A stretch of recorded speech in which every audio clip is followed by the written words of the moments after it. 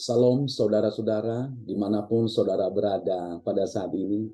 Saya senang sekali bisa bersama-sama dengan saudara-saudara hari ini. Dan hari ini saya akan membaca firman Tuhan buat kita yang tertulis dalam kitab Amsal pasal 4 ayat yang ke-6 dan ke-7. Beginilah firman Tuhan. Janganlah meninggalkan hikmat itu, maka engkau akan dipeliharanya. Kasihilah dia, maka engkau akan dijaganya. Permulaan hikmat ialah peroleh hikmat, dan dengan segala yang keperoleh, perolehlah pengertian. Saya percaya setiap pribadi kita memiliki hikmat. Saudaraku, hikmat itu adalah pasti pemberian Tuhan dalam setiap pribadi kita. Tetapi kalau saya lihat di dalam bahasa Ibrani, hikmat itu adalah hokmah, yang berarti keterampilan, ketajaman pikiran. Jadi hikmat itu adalah ketajaman atau keterampilan seseorang. Itulah yang diberikan kepada Raja Salomo.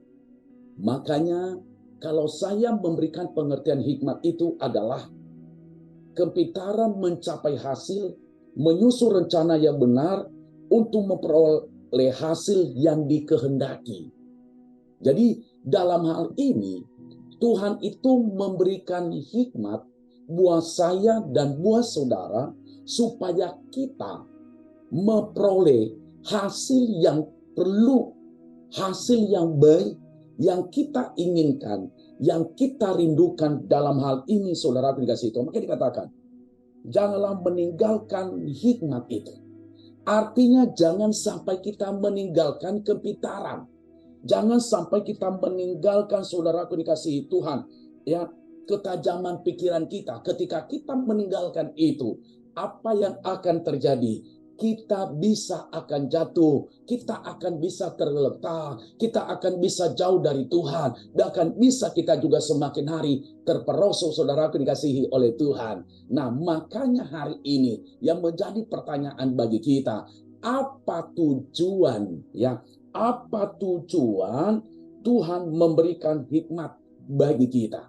Nah, yang pertama adalah untuk membuat kita semakin membenci dosa. Nah, saudara dikasihi Tuhan, tujuan Tuhan memberikan hikmat kepada kita supaya kita membenci dosa, ya, supaya kita jangan kompromi dengan dosa. Dosa perzinahan lah, dosa penyembahan berhala, dosa mencari kekayaan kepada gunung-gunung, kepada batu-batu sakral, kepada kuburan-kuburan keramat, kepada pohon-pohon keramat, bahkan dosa seks bebas, dosa homo, dosa lesbian. Saudara akan kasih Tuhan, kita harus menjauhkan. Nah, orang yang berhikmat dia harus menjauhkan. Itulah tujuan Tuhan. Dia berikan kepada saya dan kepada saudara hikmat itu. Dosa menjauhkan namanya perceraian. Gimana Pak Pendeta hari ini? Aduh, ada rencana saya mau bercerai. Batalkan nilaimu. Kenapa? Ya, niatmu itu kenapa ada hikmat dari Tuhan, saudara dikasih oleh Tuhan. Jadi harus kita jauhkan dosa kebohongan, ya, dosa tidak menghormati orang tua, dosa nipu sana sini. Nah, saudaraku dikasih oleh Tuhan, hari ini itulah tujuan Tuhan yang memberikan hikmat bagi kita. Yang kedua yang perlu saya sampaikan kepada kita, apa tujuan Tuhan memberikan hikmat bagi kita? Untuk membuat kita tetap berjalan bersama dengan Tuhan.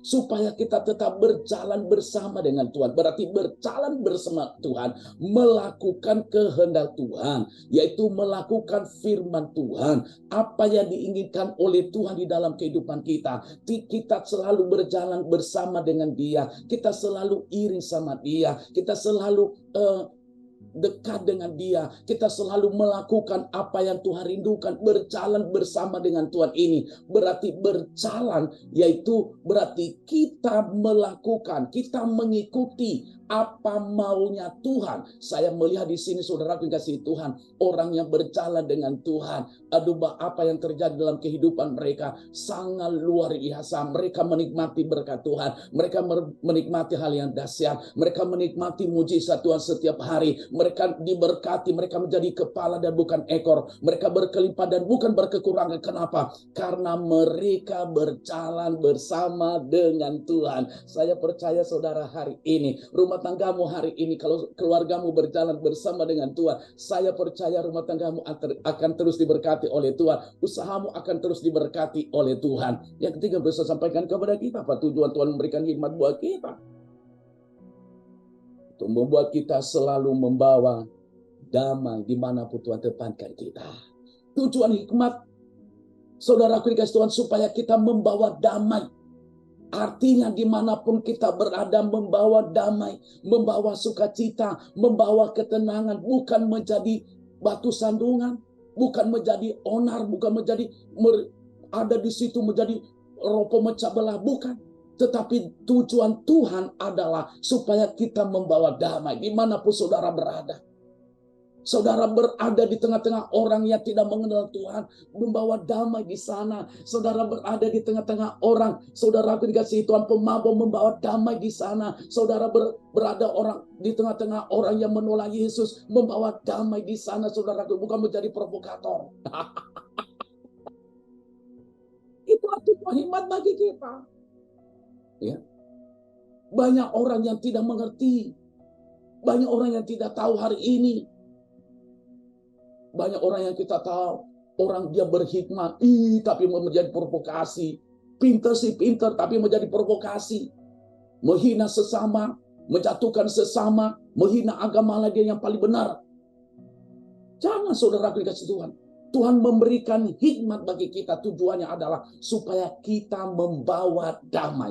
Bawalah damai dimanapun tertempatkan saudara. Di tengah-tengah pekerjaan, di kantormu, bahkan dimanapun, bawalah damai. Di tengah-tengah kuliahmu, di tengah-tengah sekolahmu, bawalah damai bagi anak-anak muda.